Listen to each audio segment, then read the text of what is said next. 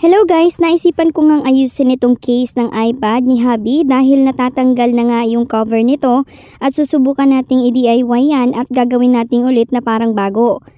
Ayan nga yung mga gagamitin ko, mga lumang gamit na yan na nilabas ko ulit para sa DIY na to. Dinikit ko lang ulit itong tela na pagkakapitan ng leather na gagamitin natin. Vinyl glue ang ginamit ko dito guys para matibay. Ayan, nilagay ko na nga yung pink na leather at naging pang chicks na nga ang iPad ni hubby.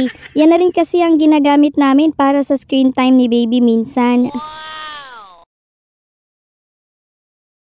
Ayan, tapos na yung harap na tiklop-tiklop. Next naman natin yung pinaka-case ng iPad.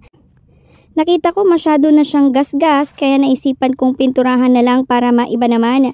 Ayan, nilagyan ko lang ng masking tape para hindi lumagpas-lagpas yung pintura.